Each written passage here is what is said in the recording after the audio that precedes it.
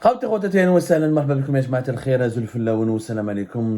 vous allez bien, j'espère que vous vous portez bien, j'espère que vous passez une bonne journée du 12 novembre 2023, une journée que nous vous avons réservée à l'analyse, au décryptage notamment, avec quelques révélations sur les dessous de ce changement important que vient de connaître l'Algérie depuis hier, le 11 novembre 2023, avec la nomination d'un nouveau Premier ministre en la personne de Nader Al-Arbaoui.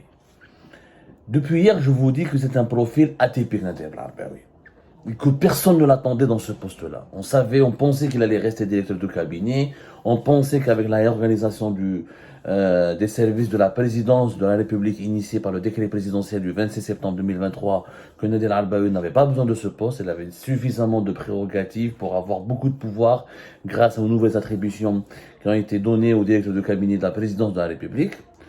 On a fait comme dans l'émission de ce matin, on a fait deux émissions, une sur Nader Al-Arbaoui, il n'était pas attendu, c'est la surprise du chef Tebboune. La deuxième, c'est comment Boualem, le coup de maître de Boualem, et que la nomination de Nader Al-Arbaoui au Premier ministère entre dans le sillage d'une partie d'échecs. Il y a une partie d'échecs.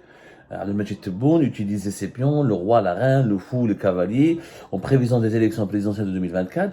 Tebboune veut renforcer son pouvoir, veut s'offrir un nouveau bilan, veut protéger ses hommes de main, veut étendre son influence sur le pays, et c'est pour cela qu'il a changé l'Arbaoui, il l'a placé à la tête du Premier ministère, et Boualem à la tête de la direction de son cabinet, bénéficiant ainsi de larges attributions et de pouvoirs très étendus qui font de Boualem l'homme le plus puissant du pays. Ceci dit, Nader Al-Arbaoui, comme Premier ministre, c'est atypique.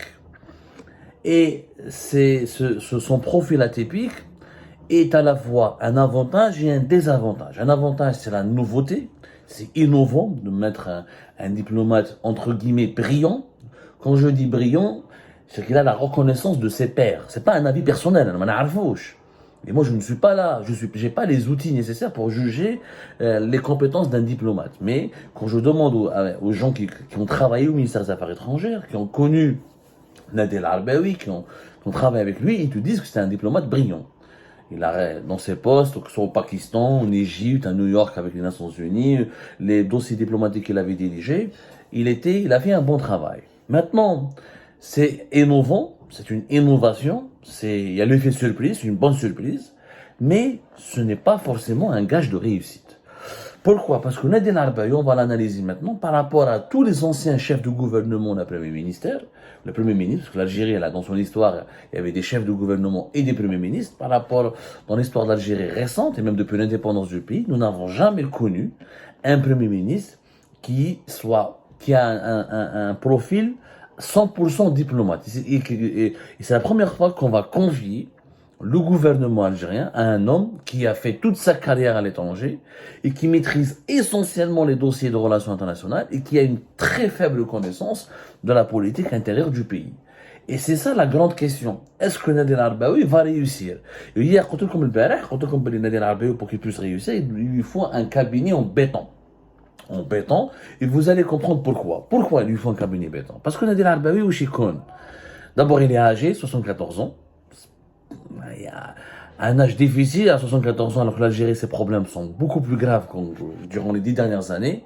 Les dossiers socio-économiques, la cherté de la vie, le chômage, la précarité, la pauvreté qui progresse, les fléaux des pénuries, l'impact du réchauffement climatique et de la sécheresse sur l'agriculture algérienne, la production agricole, sur la disponibilité de l'eau potable. Les problèmes sont très nombreux en Algérie et il faut vraiment avoir une très bonne santé, travailler beaucoup et être capable d'être présent pendant de longues heures dans son bureau pour répondre et pour relever tous les défis et gérer tous les chantiers que nécessite le redressement du pays.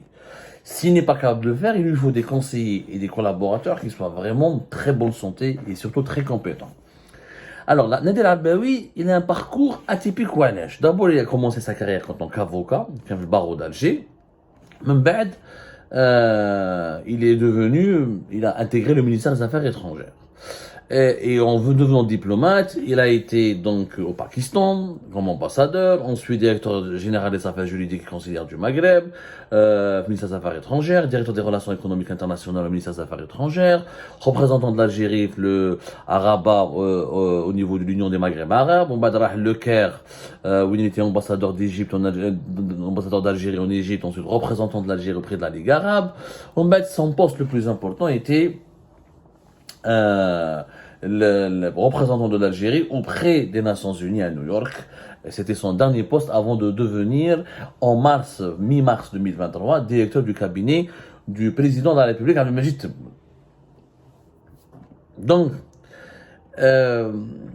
une carrière 100% diplomate, 100% à l'étranger, une carrière diplomatique 100% à l'étranger, des dossiers purement diplomatiques, une expérience purement à l'international. Concernant l'intérieur du pays et l'expérience locale, il brille par son absence.